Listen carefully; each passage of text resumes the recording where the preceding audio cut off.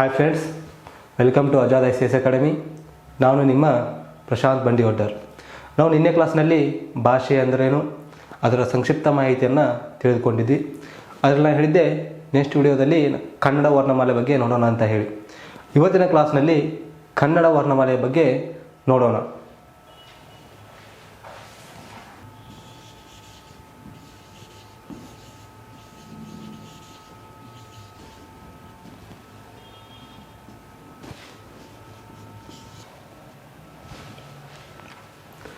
ಕನ್ನಡ ವರ್ಣಮಾಲೆಗಳು. ಕನ್ನಡ ವರ್ಣಮಾಲೆಗಳಲ್ಲಿ ಎಷ್ಟು ಸಂಖ್ಯೆಗಳಿವೆ ಅಂತ ಹೇಳಿ ಹಲವಾರು ವಿದ್ವಾಂಸರು ತಮ್ಮ ತಮ್ಮ ಅಭಿಪ್ರಾಯಗಳನ್ನು ನೀಡ್ತಾರೆ. ಅದರಲ್ಲಿ ಮುಖ್ಯವಾಗಿ ಬರೋರು ಎರಡನೇ ನಾಗವರ್ಮ ಹೇಳ್ತಾನೆ, ಕನ್ನಡದಲ್ಲಿ ವರ್ಣಮಾಲೆಗಳು 52 ಇದ್ದರೆ ಸಾಕು ಅಂತ ಹೇಳಿ ಎರಡನೇ ನಾಗವರ್ಮ ಹೇಳ್ತಾನೆ. ಅದೇ ರೀತಿಯಾಗಿ ಕೇಶಿರಾಜ ಹೇಳ್ತಾನೆ, ಕನ್ನಡದಲ್ಲಿ ವರ್ಣಮಾಲೆಗಳು 57 ಇದ್ದರೆ ಸಾಕು ಅಂತ ಹೇಳ್ತಾನೆ. ಆಲ್ರೆಡಿ ಕೇಶಿರಾಜ 52 ಹೇಳ್ತಾನೆ. ಕೇಶಿರಾಜ ಏನು ಮಾಡ್ತಾರಪ್ಪ ಅಂತಂದರೆ, ನಾಗವರ್ಮ ಹೇಳಿದಂತಹ 52 ವರ್ಣಗಳಿಗೆ 5 ದೇಶೀಯ ವರ್ಣಗಳನ್ನು ಸೇರಿಸ್ತಾನೆ. ಎಷ್ಟು ದೇಶೀಯ ವರ್ಣಗಳು? 5 ದೇಶೀಯ ವರ್ಣಗಳನ್ನು ಸೇರಿಸ್ತಾನೆ. 5 ದೇಶೀಯ ವರ್ಣಗಳನ್ನು ಸೇರಿಸಿ 57 ಅಂತ ಹೇಳ್ತಾನೆ. ಆ 5 ದೇಶೀಯ ವರ್ಣಗಳು ಯಾವಪ್ಪ ಅಂತ ಹೇಳೋದಾದರೆ ರ, ಲ, ಕ್ಷಳ, ಎ, ಓ.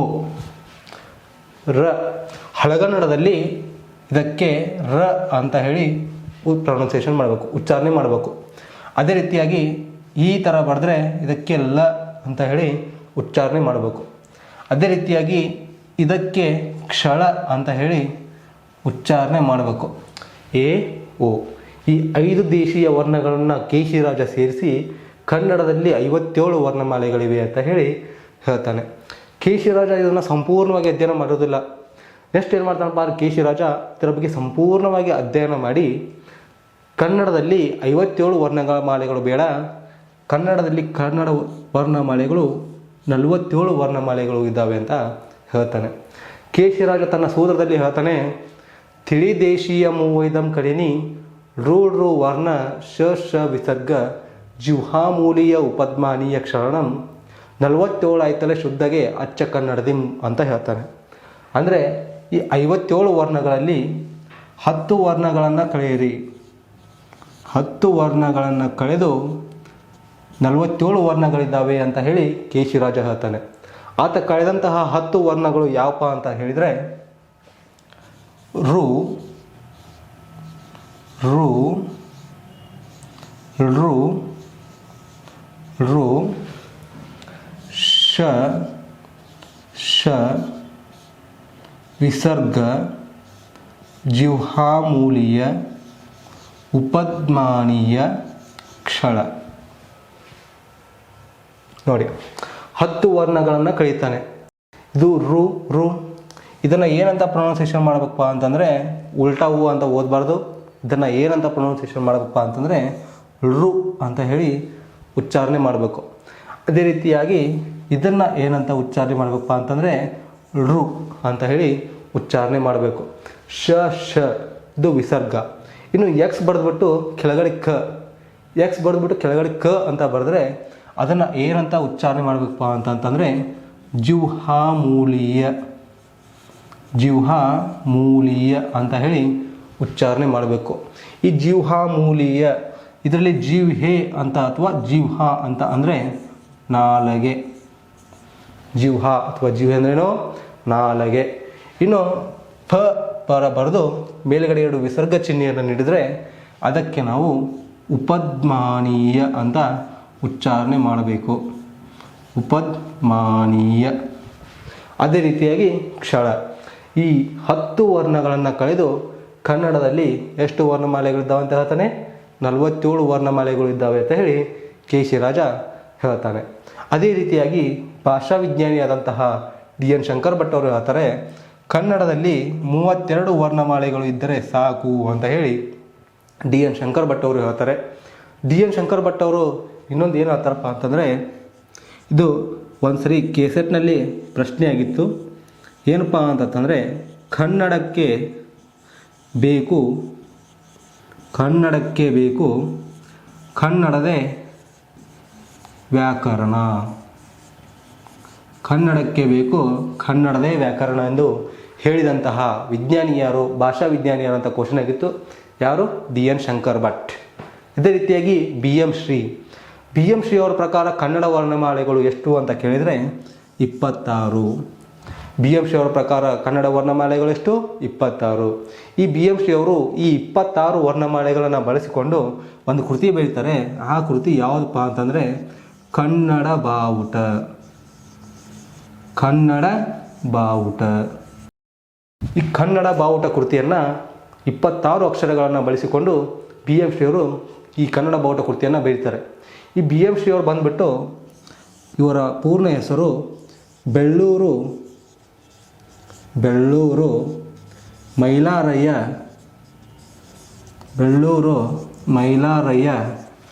ಶ್ರೀಕಂಠಯ್ಯ. ಬೆಳ್ಳೂರು ಮೈಲಾರಯ್ಯ ಶ್ರೀಕಂಠಯ್ಯ.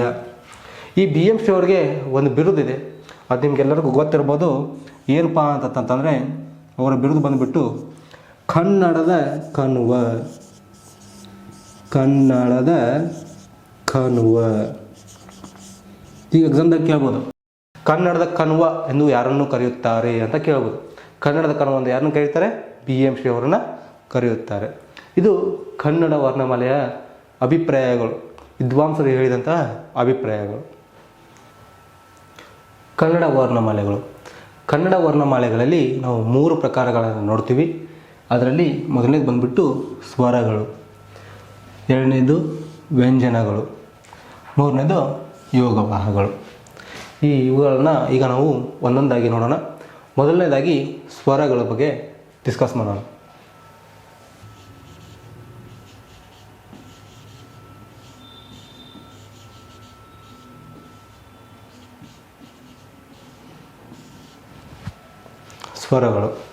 ಸ್ವರಗಳು ಅಂದರೆ ಏನಪ್ಪ ಅಂತಂದರೆ ಸ್ವತಂತ್ರವಾಗಿ ಉಚ್ಚರಿಸಲ್ಪಡುವ ಅಕ್ಷರಗಳಿಗೆ ನಾವು ಸ್ವರಗಳು ಅಂತ ಹೇಳಿ ಕರಿತೀವಿ.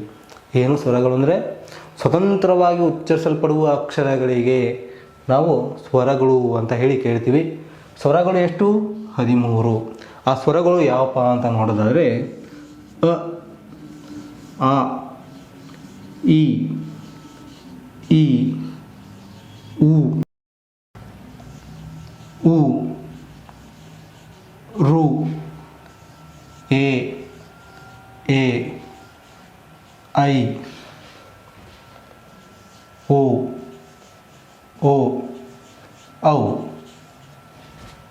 ಎಷ್ಟು? 13 ಸ್ವರಗಳು. ಅ, ಆ, ಇ, ಉ, ರು, ಎ, ಐ, ಓ, ಔ. ಇವು ಸ್ವರಗಳು. ಈ ಸ್ವರಗಳಲ್ಲಿ ಅ ಮತ್ತು ಆಗಳನ್ನು ಬಿಟ್ಟು ಉಳಿದೆಲ್ಲ ಸ್ವರಗಳನ್ನು ಏನಂತ ಕರೀತಾರೆಪ್ಪ ಅಂತಂದರೆ ನಾಮಿಗಳು ಅಂತ ಹೇಳಿ ಕರೀತಾರೆ. ನಾಮಿಗಳು ಅಂತ ಹೇಳಿ ಕರೀತಾರೆ. ಈ ನಾಮಿಗಳು ಅಂತ ಹೆಸರನ್ನು ನೀಡಿದ ಕವಿ ಯಾರಪ್ಪ ಅಂತಂತಂದರೆ ಕೇಶಿರಾಜ.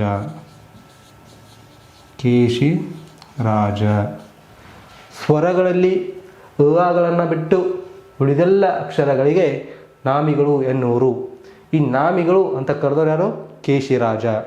ಈ ಸ್ವರಗಳಲ್ಲಿ ಮತ್ತೆ ನಾವು 3 ರೀತಿಯಾಗಿ ಪ್ರಕಾರಗಳನ್ನು ನೋಡ್ತೀವಿ. ನಿಜ ಹೇಳಬೇಕಪ್ಪ ಅಂತಂದರೆ ಸ್ವರಗಳಲ್ಲಿ 2 ಪ್ರಕಾರಗಳು. ಬಟ್ ನಾವು ಏನು 3 ಪ್ರಕಾರಗಳನ್ನ ಹೇಗೆ ಮಾಡಿದೀವಪ್ಪ ಅಂತ ನೋಡೋದಾದರೆ, ನಾವು ಈ 3 ಪ್ರಕಾರಗಳನ್ನು ಯಾವ ಆಧಾರದ ಮೇಲೆ 3 ಪ್ರಕಾರಗಳನ್ನು ಮಾಡಿದ್ದೀವಿ ಅಂತ ಕೇಳಿದ್ರೆ, ಅಕ್ಷರಗಳ ಉಚ್ಚಾರಣೆಯಿಂದ. ಈ ಅಕ್ಷರ ಉಚ್ಚಾರಣೆಯಿಂದ ನಾವು ಸ್ವರಗಳನ್ನು 3 ರೀತಿಯಾಗಿ ನೋಡ್ತೀವಿ. ಅದರಲ್ಲಿ ಮೊದಲನೇದು ಬಂದುಬಿಟ್ಟು ಋಸ್ವ ಸ್ವರ. ಋಸ್ವ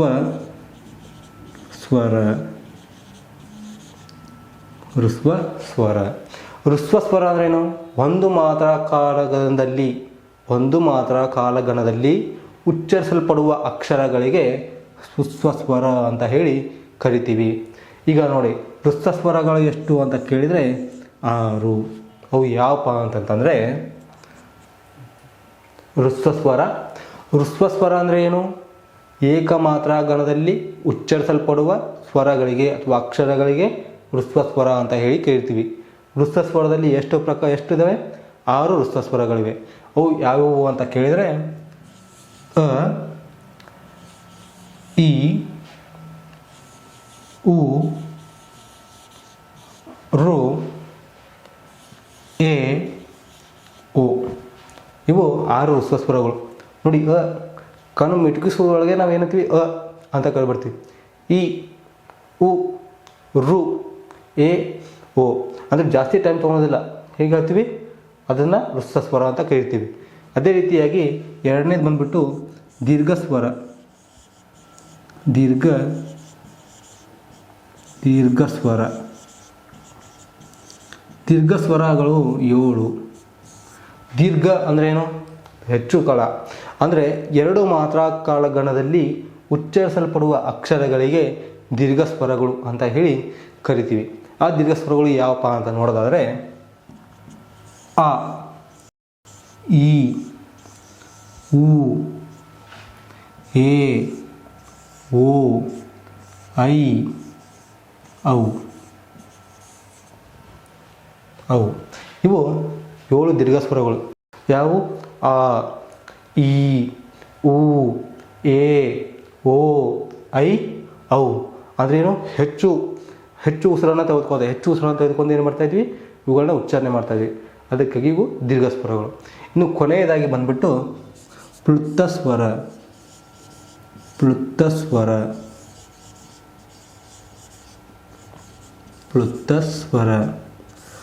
ಸ್ವರ ಅಂದರೆ 3 ಮಾತ್ರಾ ಕಾಲಗಣದಲ್ಲಿ ಉಚ್ಚರಿಸಲ್ಪಡುವ ಅಕ್ಷರಗಳಿಗೆ ನಾವು ಪ್ಲುತ ಸ್ವರ ಅಂತ ಕರಿತೀವಿ. ಪ್ಲುತ ಸ್ವರಗಳಿಗೆ ಉದಾಹರಣೆ ಯಾವುದಪ್ಪ ಅಂತಂದರೆ ಅನ್ನ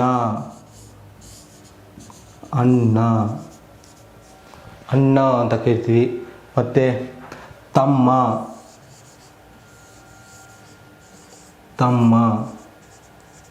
ಮತ್ತು ಓಂ. ಯಾವುದು? ಓಂ. ಈ ಥರ ಬಂದ್ಬಿಟ್ರೆ ಅದು ಏನು? ಪ್ಲುತ ಸ್ವರ. ಇದೆಲ್ಲ ಬಂದ್ಬಿಟ್ಟು ಸ್ವರಗಳ ಬಗ್ಗೆ. ಓಕೆ, ಈಗ ಸ್ವರಗಳಲ್ಲಿ ನಾವು ಇನ್ನೂ ಕೆಲವು ಪ್ರಮುಖ ಅಂಶಗಳಿದ್ದಾವೆ, ಅವುಗಳನ್ನ ನೋಡೋಣ. ಕನ್ನಡದ ಸವರ್ಣ ಸ್ವರಗಳು. ಕನ್ನಡದ ಸವರ್ಣ ಸ್ವರಗಳು ಯಾವಪ್ಪ ಅಂತಂದರೆ ಅ, ಆ, ಇ, ಈ, ಉ, ಊ, ಎ, ಓ, ಓ. ಇವು ಕನ್ನಡದ ಸವರ್ಣ ಸ್ವರಗಳು. ಯಾವುವು? ಅ, ಆ, ಇ, ಈ, ಉ, ಊ, ಎ, ಓ, ಓ. ಇವು ಕನ್ನಡದ ಸವರ್ಣಗಳು. ಕನ್ನಡದ ವಿಲೋಮ ಸ್ವರಗಳು. ಕನ್ನಡದ ವಿಲೋಮ ಸ್ವರಗಳು ಬಂದ್ಬಿಟ್ಟು ಆ, ಅ, ಈ, ಉ, ಊ, ಎ, ಓ, ಓ. ಇವು ಕನ್ನಡದ ವಿಲೋಮ ಸ್ವರಗಳು. ಆ, ಅ, ಈ, ಉ, ಊ, ಎ, ಓ, ಓ. ಇವು ಕನ್ನಡದ ವಿಲೋಮ ಸ್ವರಗಳು. ಅದೇ ರೀತಿಯಾಗಿ ನಿಪಾತ ಸ್ವರಗಳು. ನಿಪಾತ ಸ್ವರಗಳು ಯಾವಪ್ಪ ಅಂತ ಕೇಳಿದರೆ ಈ ಮತ್ತು ಉ. ಈ ಮತ್ತು ಉ ಈ 2 ಸ್ವರಗಳು ನಿಪಾತ ಸ್ವರಗಳು.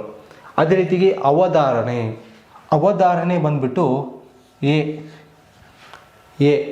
ಹೇಗೆ ಏನಂತ ಕರಿತೀವಿ? ಅವಧಾರಣೆ.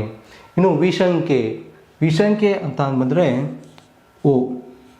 ನೀವು ಪರೀಕ್ಷೆಯಲ್ಲಿ ಕೇಳ್ಬೋದು, ಓ ಎಂಬುದು ಅಂತ ಹೇಳಿಬಿಟ್ಟು 1-4 ಆಪ್ಷನ್ ಕೊಡ್ತಾನೆ. ನಿಪಾತ ಸ್ವರಗಳು, ಅವಧಾರಣೆ, ವಿಸಂಖ್ಯೆ, ಕನ್ನಡದ ವಿಲೋಮ ಸ್ವರ. ಅದರಲ್ಲಿ ನಾವೇನಂತ ಹಾಕಬೇಕು? ವಿಸಂಖ್ಯೆ ಅಂತ ಹೇಳಿ ಆನ್ಸರ್ ಆಗಬೇಕು. ಇದು ಕಂಪ್ಲೀಟ್ ಸ್ವರಗಳ ಬಗ್ಗೆ.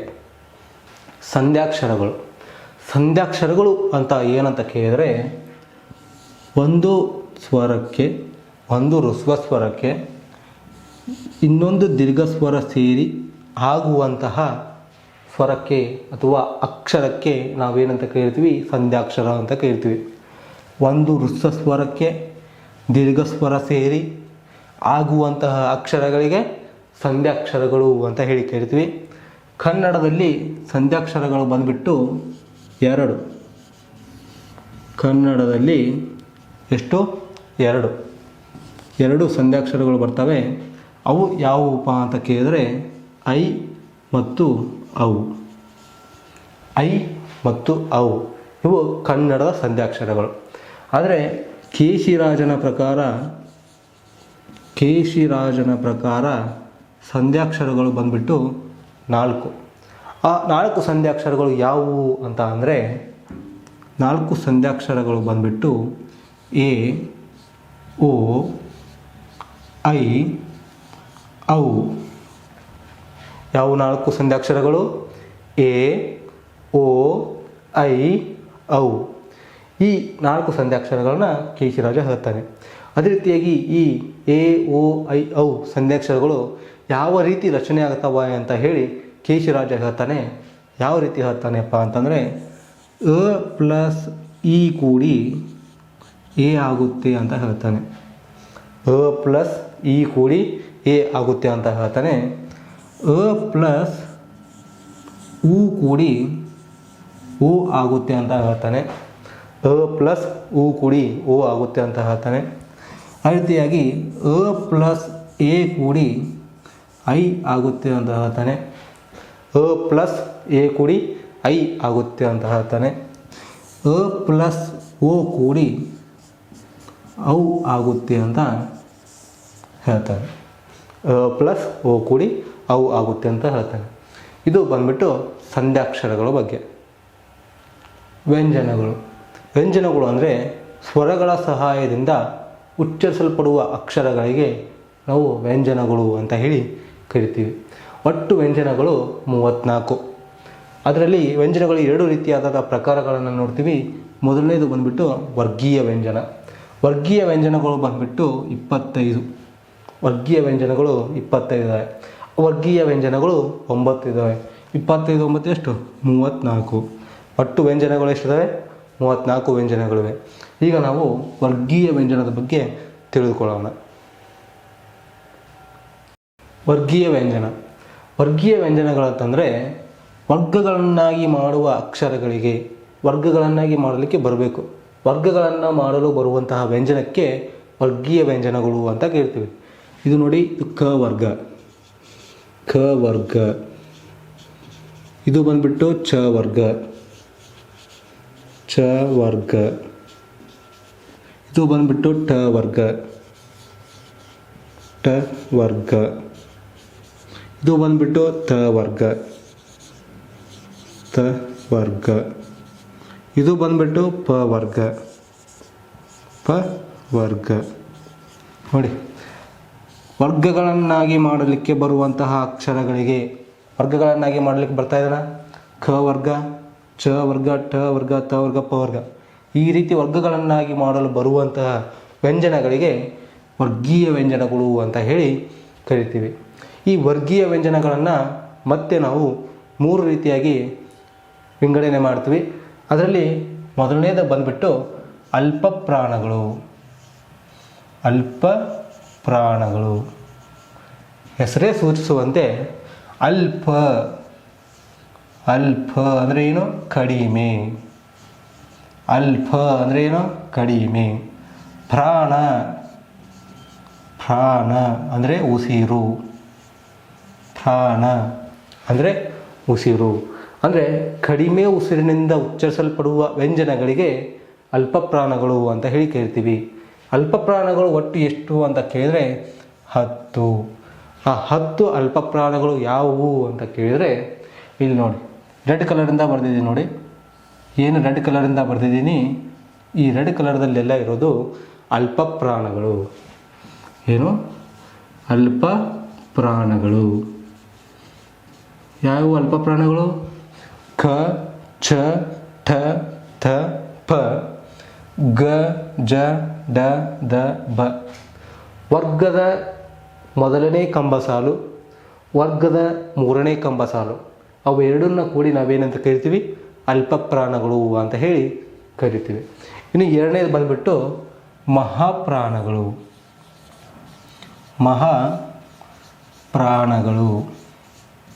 ಮಹಾಪ್ರಾಣಗಳು. ಇಲ್ಲಿ ನೋಡಿ ಹೆಸರೇ ಸೂಚಿಸ್ತಾ ಇದೆ ಮಹಾ. ಮಹಾ ಅಂದರೆ ಏನು? ಹೆಚ್ಚು. ಮಹಾ ಅಂದರೆ ಏನು? ಹೆಚ್ಚು. ಪ್ರಾಣ. ಪ್ರಾಣ ಅಂದರೆ ಏನು? ಉಸಿರು. ಪ್ರಾಣ ಅಂದರೆ ಏನು? ಉಸಿರು. ಮಹಾಪ್ರಾಣ. ಮಹಾ ಅಂದರೆ ಹೆಚ್ಚು, ಪ್ರಾಣ ಅಂದರೆ ಉಸಿರು. ಹೆಚ್ಚು ಉಸಿರನ್ನು ತೆಗೆದುಕೊಂಡು ಉಚ್ಚರಿಸುವಂತಹ ಅಕ್ಷರಗಳಿಗೆ ಅಥವಾ ವ್ಯಂಜನಗಳಿಗೆ ನಾವೇನಂತ ಕರಿತೀವಿ? ಮಹಾಪ್ರಾಣಗಳು ಅಂತ ಹೇಳಿ ಕೇಳ್ತೀವಿ. ಮಹಾಪ್ರಾಣಗಳು ಎಷ್ಟು? 10. ಮಹಾಪ್ರಾಣಗಳು ಎಷ್ಟು? 10. ಆ ಮಹಾಪ್ರಾಣಗಳು ಯಾವುವು ಅಂತ ಹೇಳಿದರೆ ಇಲ್ಲಿ ಬರೆದಿದೆ ನೋಡಿ, ಈ ಕಲರು. ಈ ಕಲರ್ದಲ್ಲಿರೋದು ಮಹಾಪ್ರಾಣಗಳು. ಮಹಾಪ್ರಾಣಗಳು. ಮಹಾಪ್ರಾಣಗಳು. ಕೇಶಿರಾಜನ ಪ್ರಕಾರ ಮಹಾಪ್ರಾಣಗಳು ಕನ್ನಡದಲ್ಲಿ ಇರಲಿಲ್ಲ. ಸಂಸ್ಕೃತದ ಪ್ರಭಾವದಿಂದ ಈ ಮಹಾಪ್ರಾಣಗಳು ಕನ್ನಡಕ್ಕೆ ಬಂದಿವೆ ಅಂತ ಹೇಳಿ ಕೇಶಿರಾಜ ಹೇಳ್ತಾನೆ. ಇನ್ನು ಕೊನೆಯದಾಗಿ ಬಂದುಬಿಟ್ಟು ವರ್ಗೀಯ ವ್ಯಂಜನದ ಕೊನೆಯ ಭಾಗ ಯಾವುದಂದರೆ ಅನುನಾಸಿಕಗಳು. ಅನುನಾಸಿಕಗಳು. ಅನುನಾಸಿಕಗಳು. ಅನುನಾಸಿಕಗಳಂದರೆ ಮೂಗಿನ ಸಹಾಯದಿಂದ ಉಚ್ಚರಿಸಲ್ಪಡುವ ಅಕ್ಷರಗಳಿಗೆ, ಮೂಗಿನ ಸಹಾಯದ ಮೂಲಕ ಉಚ್ಚರಿಸಲ್ಪಡುವ ಅಕ್ಷರಗಳಿಗೆ ಅನುನಾಸಿಕಗಳು ಅಂತ ಕರಿತೀವಿ. ಅನುನಾಸಿಕಗಳು ಎಷ್ಟಿವೆ ಅಂತ ಕೇಳಿದ್ರೆ 5. ಅವು ಯಾವುವು ಅಂತ ಕೇಳಿದ್ರೆ ಇಲ್ಲಿ ಹಸಿರು ಕಲರ್ದಲ್ಲಿ ಬರೆದಿದ್ದೀನಲ್ಲ, ಇವು ಅನುನಾಸಿಕಗಳು. ಅನುನಾಸಿಕಗಳು ಯಾವುವು? ಂಗ, ಞ, ನ, ನ, ಮ. ಮೂಗಿನ ಸಹಾಯದಿಂದ ಉಚ್ಚರಿಸ್ತಾ ಇದ್ದೀವಿ, ಅದಕ್ಕಾಗಿ ಇದಕ್ಕೆ ಅನುನಾಸಿಕಗಳು ಅಂತ ಹೇಳಿ ಕರಿತೀವಿ. ಕ್ವಶನ್ ಕೇಳ್ಬೋದು, ವರ್ಗದ ಕೊನೆಯ ವ್ಯಂಜನಗಳಿಗೆ ಏನಂತ ಕರೀತಾರೆ ಅಂತ ಕೇಳ್ಬೋದು. ವರ್ಗದ ಕೊನೆಯ ಅಕ್ಷರಗಳಿಗೆ ವ್ಯಂಜನಗಳಿಗೆ ಏನಂತ ಕರಿತೀವಿ? ಅನುನಾಸಿಕಗಳು ಅಂತ ಹೇಳಿ ಕರಿತೀವಿ. ಇದಿಷ್ಟು ಬಂದ್ಬಿಟ್ಟು ವರ್ಗೀಯ ವ್ಯಂಜನದ ಬಗ್ಗೆ. ಅವರ್ಗೀಯ ವ್ಯಂಜನಗಳು. ಅವರ್ಗೀಯ ವ್ಯಂಜನಗಳು ಬಂದ್ಬಿಟ್ಟು 9. ಅವರ್ಗೀಯ ವ್ಯಂಜನಗಳಂದರೆ ವರ್ಗಗಳನ್ನಾಗಿ ಮಾಡಲು ಬರದೇ ಇರುವಂತಹ ವ್ಯಂಜನಗಳಿಗೆ ಅವರ್ಗೀಯ ವ್ಯಂಜನಗಳು ಅಂತ ಕೇಳ್ತೀವಿ. ನಾವು ಹಿಂದ್ಗಡೆ ನೋಡಿದ್ವಿ, ವರ್ಗೀಯ ವ್ಯಂಜನಗಳಲ್ಲಿ ಏನು ಮಾಡಿದ್ವಿ? ಕ ವರ್ಗ, ಚ ವರ್ಗ, ಟ ವರ್ಗ, ತ ವರ್ಗ ಆ ಥರ ವರ್ಗಗಳನ್ನಾಗಿ ಮಾಡಿದ್ವಿ. ಬಟ್ ಇಲ್ಲಿ ನೋಡಿ, ವರ್ಗಗಳನ್ನು ಮಾಡೋದಕ್ಕೆ ಬರೋದಿಲ್ಲ, ವರ್ಗಗಳನ್ನಾಗಿ ಮಾಡೋದಕ್ಕೆ ಬರ್ತಾ ಇಲ್ಲ ಇದೆ. ಅದಕ್ಕಾಗಿ ಇವುಗಳನ್ನು ಅವರ್ಗೀಯ ವ್ಯಂಜನಗಳು ಅಂತ ಕರಿತೀವಿ. ಅದಕ್ಕೆ ಅವರ್ಗೀಯ ವ್ಯಂಜನ ಕರಿತೀವಿ. ವರ್ಗಗಳನ್ನು ಮಾಡಲು ಬಾರದೇ ಇರೋದಕ್ಕೆ ಇವುಗಳಿಗೆ ಅವರ್ಗೀಯ ವ್ಯಂಜನಗಳು ಅಂತ ಹೇಳಿ ಕರಿತೀವಿ. ಅವರ್ಗೀಯ ವ್ಯಂಜನಗಳು ಎಷ್ಟು? 9. ಯಾವುವು? ಯ, ರ, ಲ, ವ, ಶ, ಶ, ಸ, ಹ, ಳ. ಇದು ಬಂದ್ಬಿಟ್ಟು ಅವರ್ಗೀಯ ವ್ಯಂಜನಗಳು. ಯೋಗವಾಹಗಳು. ಯೋಗವಾಹಗಳು ವರ್ಣಮಾಲೆಯಲ್ಲಿನ ಕೊನೆಯ ವಿಂಗಡಣೆ, ಕೊನೆಯ ಭಾಗವಾದಂತಹ ಯೋಗವಾಹಗಳ ಬಗ್ಗೆ ನೋಡೋಣ. ಹೆಸರೇ ಸೂಚಿಸುವಂತೆ ಯೋಗ ಅಂದರೆ ಸಂಬಂಧ. ಯೋಗ ಅಂದರೆ ಸಂಬಂಧ. ವಾಹ ಅಂತ ಕೇಳಿದರೆ ಹೊಂದಿದ. ವಾಹ ಅಂತ ಅಂದರೆ ಹೊಂದಿದ. ಸಂಬಂಧ ಹೊಂದಿದಂತಹ ಅಕ್ಷರಗಳಿಗೆ ನಾವೇನಂತ ಕರಿತೀವಿ? ಯೋಗವಾಹಗಳು ಅಂತ ಹೇಳಿ ಕರಿತೀವಿ. ಕನ್ನಡದಲ್ಲಿ ಯೋಗವಾಹಗಳು ಎಷ್ಟು ಅಂತ ಕೇಳಿದರೆ, ಕನ್ನಡದಲ್ಲಿ ಯೋಗವಾಹಗಳು 2. ಎಷ್ಟು? 2. ಅವು ಯಾವುವು ಅಂತ ಕೇಳಿದರೆ ಅನುಸ್ವಾರ. ಅನುಸ್ವಾರ ಅಂ. ಅನುಸ್ವಾರ ಅಂ. ವಿಸರ್ಗ. ವಿಸರ್ಗ ಆ. ಇದೇನು? ಕನ್ನಡದಲ್ಲಿ ಇರುವಂತಹ ಯೋಗವಾಹಗಳು 2. ಅನುಸ್ವಾರ ಅಂ, ವಿಸರ್ಗ ಅಹ. ಆದರೆ ಕೇಶಿರಾಜ ಹೇಳ್ತಾನೆ, ಕೇಶಿರಾಜನ ಪ್ರಕಾರ ಯೋಗವಾಹಗಳು 4. ಎಷ್ಟು? 4. ಅವು ಯಾವುವಪ್ಪ ಅಂತ ಕೇಳಿದರೆ ಜಿಹ್ವಾಮೂಲೀಯ. ನಾನು ಅವಾಗಲೇ ಹೇಳಿದೆ, ಇದನ್ನು ಏನಂತ ಪ್ರೊನೌನ್ಸಿಯೇಷನ್ ಮಾಡಬೇಕು? ಎಕ್ಸ್ ಬರೆದು ಕೆಳಗಡೆ ಕ ಅಂತ ಬರೆದ್ರೆ ಜಿಹ್ವಾಮೂಲೀಯ ಅಂತ ಉಚ್ಚಾರಣೆ ಮಾಡಬೇಕು ಅಂತ ಹೇಳಿದ್ದೆ. ಜಿಹ್ವಾಮೂಲೀಯ.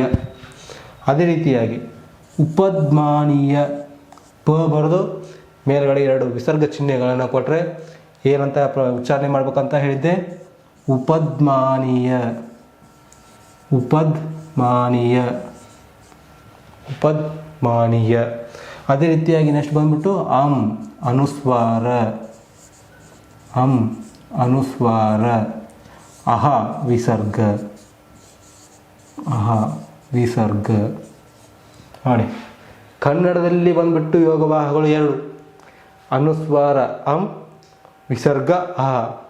ಕೇಶಿರಾಜನ ಪ್ರಕಾರ ಎಷ್ಟು ಯೋಗವಾಹಗಳು? 4. ಜಿಹ್ವಾಮೂಲೀಯ, ಉಪಧ್ಮಾನೀಯ, ಅನುಸ್ವಾರ ಅಂ, ವಿಸರ್ಗ ಅಹ. ಇದು ಬಂದ್ಬಿಟ್ಟು ಯೋಗವಾಹಗಳ ಬಗ್ಗೆ. ಅಕ್ಷರ ಹುಟ್ಟುವ ಸ್ಥಾನಗಳು. ಕಂಠ್ಯವರ್ಣ. ಕಂಠ್ಯವರ್ಣ ಅಂದರೆ ಕಂಠ ಅಂದರೆ ಕುತ್ತಿಗೆ ಭಾಗದಿಂದ ಉಚ್ಚರಿಸಲ್ಪಡುವ ಅಕ್ಷರಗಳು. ನೀವು ಇದನ್ನು ಪ್ರೊನೌನ್ಸಿಯೇಷನ್ ಮಾಡಬೇಕು. ಪ್ರೊನೌನ್ಸಿಯೇಷನ್ ಮಾಡಿದ್ರೆ ಆಗಷ್ಟಾಗುತ್ತೆ. ಅ, ಅ, ಆ, ಥ. ನೋಡಿ, ಗಂಟ ಕುತ್ತಿಗೆ ಸಹಾಯದಿಂದ ಖ, ಖ, ಘ, ಘ, ಈ ಥರ ಕ. ಕುತ್ತಿಗೆ ಕಂಠದಿಂದ ನಾವು ಸಹಾಯದಿಂದ ಮಾಡ್ತಾ ಇದೀವಲ್ಲ, ಆ ರೀತಿ ಬಂದರೆ ಕಂಠ್ಯವರ್ಣಗಳು. ಹ. ಇನ್ನು ತಾಳವ್ಯ ವರ್ಣಗಳು. ತಾಳವ್ಯ ಅಂದರೆ ದವಡೆ. ನಿಮ್ಮ ನಾಲಿಗೆಯನ್ನು ಗಮನಿಸಿ. ಇ, ಈ, ಚ, ಚ, ಜ, ಜ. ನಮ್ಮ ನಾಲಿಗೆ ಮೇಲುಗಡೆ ಬಿಡ್ತಾ ಇದೆ ಅಂದರೆ ದವಡೆಗೆ ಬಿಡ್ತಾ ಇದೆ. ತಾಳವ್ಯ ಅಂದರೆ ದವಡೆ, ತಾಳವ್ಯ ಅಂದರೆ ದವಡೆ. ಯ, ಶ ಅಂದರೆ ನಮ್ಮ ನಾಲಿಗೆ ಏನು ಮಾಡ್ತಾ ಇದೆ? ಮೇಲುಗಡೆ, ದವಡೆಯ ಮೇಲುಗಡೆ ಬಿಡ್ತಾ ಇದೆ. ಹಾಗೆ ಬಂದಂತಂದರೆ ಅದನ್ನು ತಾಳವ್ಯ ವರ್ಣಗಳು. ಅದೇ ರೀತಿಯಾಗಿ ಮೂರ್ಧನ್ಯ ವರ್ಣಗಳು. ಮೂರ್ಧನ್ಯ ಅಂದ್ರೇನು? ನಮ್ಮ ನಾಲಿಗೆಯನ್ನು ಗಮನಿಸಿ. ನಮ್ಮ ನಾಲಿಗೆ ಏನು ಮಾಡ್ತಪ್ಪ? ಹಿಂದುಗಡೆ ಹೋಗುತ್ತೆ. ದವಡೆಯ ಹಿಂದೆ, ದವಡೆಯ ಹಿಂದೆ ನಮ್ಮ ನಾಲಿಗೆ ಏನಾಗುತ್ತಪ್ಪ ಅಂದರೆ ದವಡೆಯ ಹಿಂದೆ ಗಮನಿಸಿ.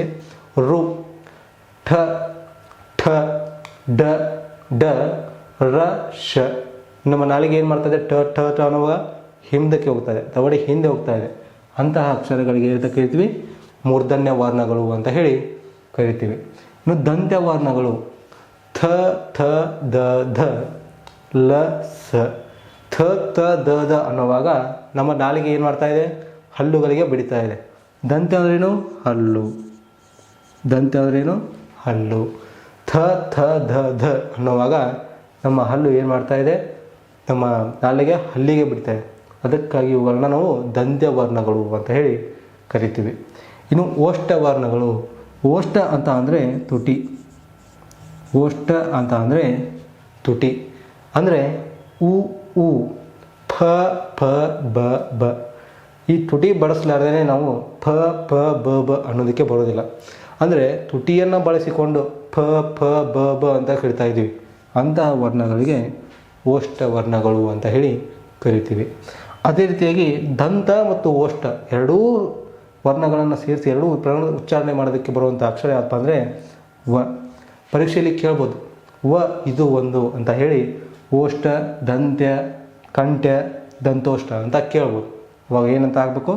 ದಂತೋಷ್ಠ ಅಂತ ಹಾಕಬೇಕು. ಅದೇ ರೀತಿಯಾಗಿ ಕಂಠ ಮತ್ತು ತಾಳವ್ಯದ ಸಹಾಯದಿಂದ ಉಚ್ಚರಿಸಲ್ಪಡುವ ಅಕ್ಷರಗಳು ಯಾವಂದರೆ ಎ, ಎ, ಐ. ಇನ್ನು ಕೊನೆಯದಾಗಿ ಬಂದುಬಿಟ್ಟು ಕಂಠ ಮೂರ್ಧನ್ಯ.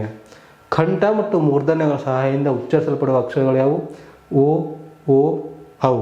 ಇನ್ನು ಕೊನೆಯದಾಗಿ ಬಂದುಬಿಟ್ಟು ಅನುನಾಸಿಕಗಳು. ಅನುನಾಸಿಕಗಳು ಗೊತ್ತು ನಿಮಗೆ? ವರ್ಗದ ಕೊನೆಯ ಅಕ್ಷರಗಳಾದಂತಹ ಂಗ, ಯ, ನ, ನ, ಮ ಮೂಗಿನ ಸಹಾಯದಿಂದ ಉಚ್ಚರಿಸಲ್ಪಡ್ತೀವಿ ಆ ಅಕ್ಷರಗಳನ್ನ. ಅವು ಅನುನಾಸಿಕಗಳು. ಅನುನಾಸಿಕಗಳೆಷ್ಟು? 5. ಇದು ಅಕ್ಷರ ಹುಟ್ಟುವ ಸ್ಥಾನಗಳು. ಕರ್ಕಶ ವರ್ಣಗಳು. ಕರ್ಕಶ ವರ್ಣಗಳು ಯಾವುವು ಅಂತ ಕೇಳಿದ್ರೆ ಕ, ಛ, ಟ, ತ, ಪ. ಕ, ಚ, ಟ, ತ, ಪ, ಶ, ಶ, ಸ, ಲ. ಇವೆಲ್ಲವೂ ಕರ್ಕಶ ವರ್ಣಗಳು. ಅದೇ ರೀತಿಯಾಗಿ ಮೃದು ವರ್ಣಗಳು. ಗ, ಜ, ಡ, ದ, ಬ. ಕ, ಜ, ಡ, ದ, ಬ. ಯ, ರ, ಹ, ಲ. ಇವು ಮೃದು ವರ್ಣಗಳು. ಇದಿಷ್ಟು ಕನ್ನಡ ವರ್ಣಮಾಲೆ ಬಗ್ಗೆ. ಇದಷ್ಟು ನಿಮಗೆ ಅರ್ಥ ಆಗಿದೆ ಅಂತ ಅನ್ಕೋತೀನಿ. ನಿಮಗೆ ಏನಾದರೂ ಈ ಕನ್ನಡ ಕ್ಲಾಸ್ ಇಷ್ಟ ಆಗ್ತಾಯಿದ್ರೆ ನೀವು ಕೂಡ ನಿಮ್ಮ ಫ್ರೆಂಡ್ಸ್ಗೆ ಸಜೆಷನ್ ಮಾಡಿ, ಇಷ್ಟಂತ ಹೇಳ್ತಾ ಮುಂದಿನ ವಿಡಿಯೋದಲ್ಲಿ ಸಿಗೋಣ. ಧನ್ಯವಾದಗಳು.